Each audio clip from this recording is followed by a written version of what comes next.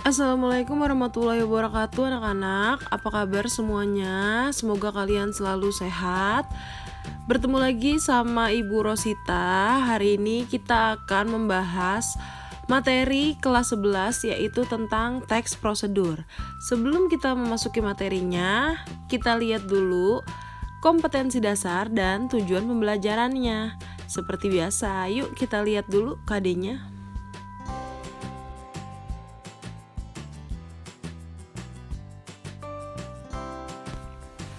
KD untuk teks prosedur di sini ada 3.1, mengonstruksi informasi berupa pernyataan-pernyataan umum dan tahapan-tahapan dalam teks prosedur. 4.1, merancang pernyataan umum dan tahapan-tahapan dalam teks prosedur dengan organisasi yang tepat secara lisan dan tulis.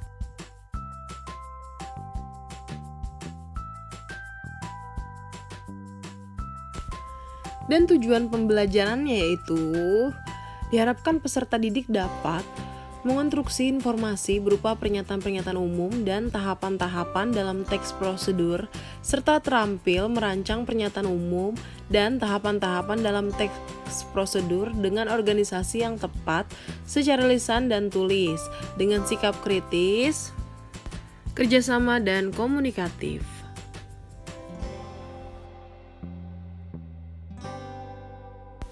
Oke, sebelum kita masuk ke dalam materi teks prosedur, Ibu mau tanya dulu, apa sih yang kalian tahu tentang teks prosedur? Atau kalian mungkin lebih mengenalnya kalau bukan prosedur itu seperti cara, resep, tips, atau kiat? Itu semua adalah persamaan dari kata prosedur. Nah, pastinya sekarang sudah ada gambaran dong, apa sih teks prosedur itu? Coba Ibu kasih waktu untuk kalian berpikir. Apa yang kalian tahu tentang teks prosedur? A few moments later, a few inches later, 2 hours later, 1 eternity.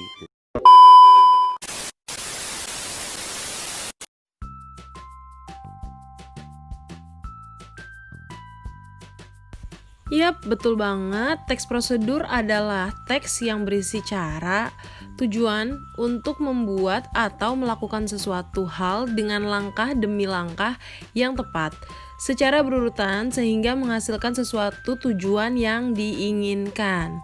Sudah paham sampai sini? Sudah mengenal kan teks prosedur itu apa? Oke, kita lanjut ke materi selanjutnya.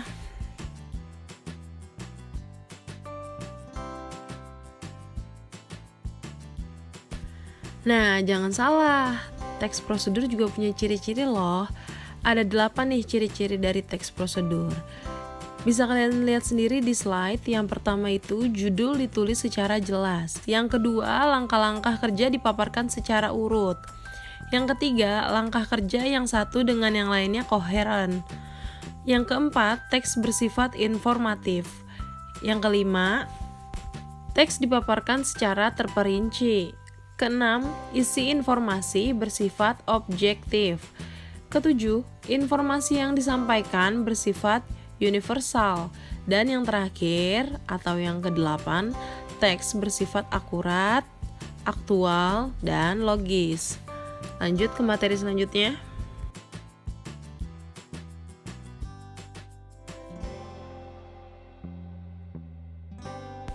Lalu kita sudah masuk ke dalam struktur dari teks prosedur.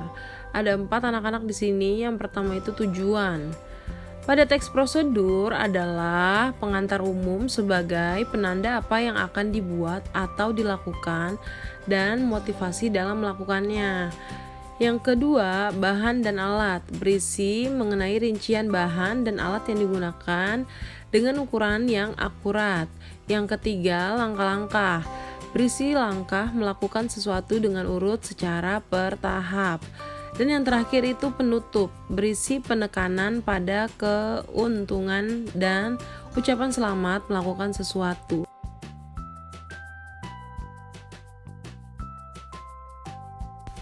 Nah, teks prosedur ini juga dibagi menjadi 3 bagian. Yang pertama itu adalah teks prosedur sederhana.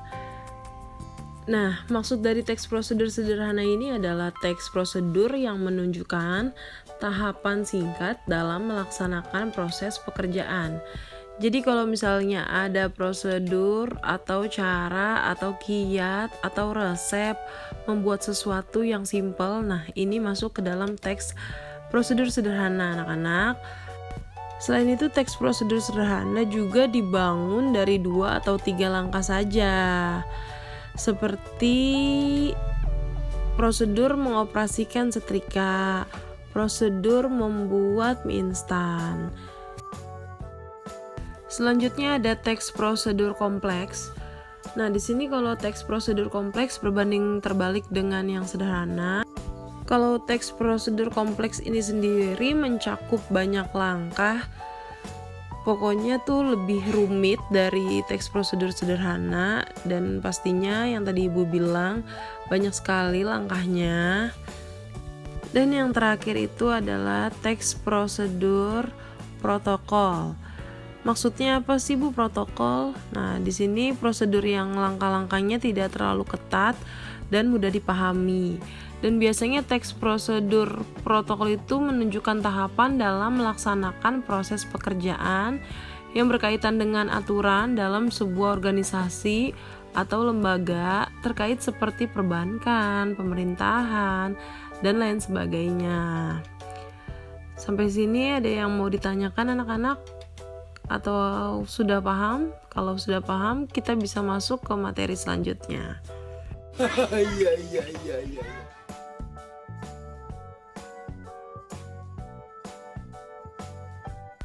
Oke, kita langsung masuk ke contohnya saja. Yang pertama yang akan Ibu bahas adalah contoh dari teks prosedur sederhana. Di sini Ibu ada contoh memasak mie goreng instan. Nah, tadi kan sudah kita bahas tentang struktur dari teks prosedur kan. Yang pertama itu ada pernyataan umum atau tujuan. Di sini bisa kalian lihat mie instan makanan populer yang murah dan mudah disiapkan. Sampai di kalimat terakhir yaitu kemudahan dalam pembuatannya menjadi alasan utama mengapa banyak kalangan gemar untuk mengonsumsi mie instan. Itu adalah masuk ke dalam pernyataan umum atau tujuan.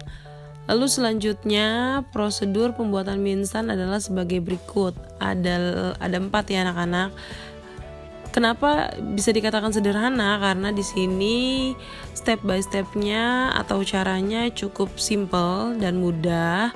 Makanya di sini bisa kita katakan masuk ke dalam teks prosedur sederhana.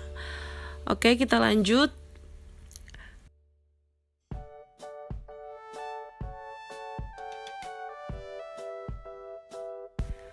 Oke, bisa kalian lihat di slide, ada contoh lainnya selain prosedur membuat mie goreng instan, ada teks prosedur membuat agar-agar, teks prosedur menggunakan setrika, teks prosedur menyalakan motor metik, teks prosedur menghidupkan TV, dan yang terakhir teks prosedur mengoperasikan vacuum cleaner. Di contoh ini adalah teks prosedur sederhana. Pokoknya kalian ingat-ingat kalau teks prosedur sederhana itu adalah teks prosedur yang simple banget. Cara-caranya yang mudah sekali itu adalah masuk ke dalam teks prosedur sederhana ya anak-anak.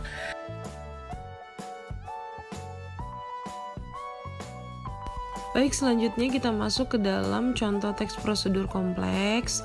Tadi kan sudah kita singgung dikit bahwa teks prosedur kompleks itu adalah yang berbanding kebalik dengan yang sederhana. Kalau sederhana itu cara-caranya mudah dan biasanya lebih simple, tapi kalau yang kompleks ini kan memang lebih banyak langkah-langkahnya.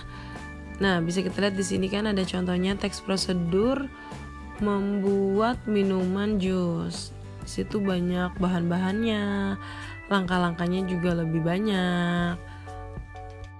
Makanya dapat kita katakan sebagai teks prosedur yang kompleks.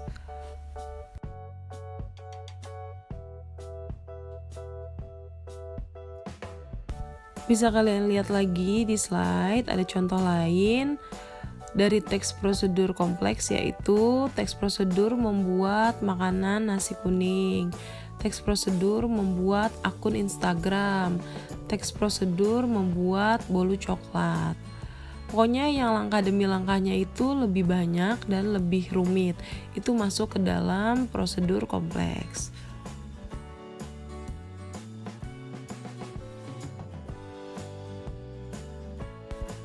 Yang selanjutnya yaitu contoh teks prosedur protokol. Bisa kalian lihat sendiri di slide. Di sini Ibu ada contoh membuat rekening bank.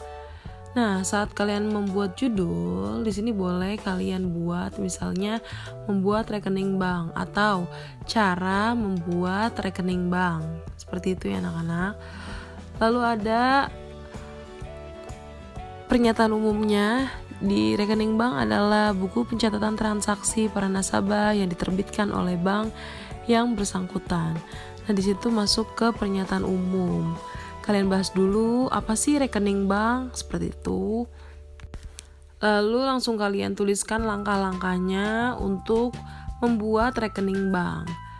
Langkah-langkahnya pun harus urut dan runtut.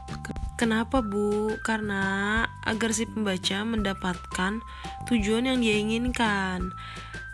Contoh deh, misalnya kalian ingin membuat KTP.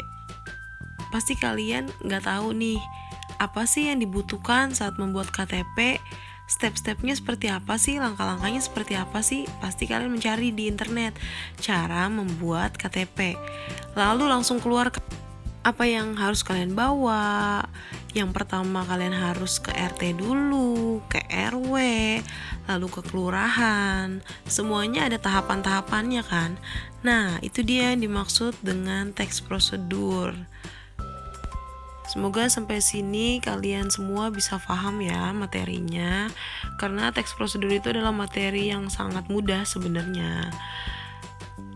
Lalu kita masuk ke contoh lain dari teks prosedur protokol. Ibu ada contoh lainnya juga. Nah, ini contoh yang pertama yang tadi sudah kita singgung.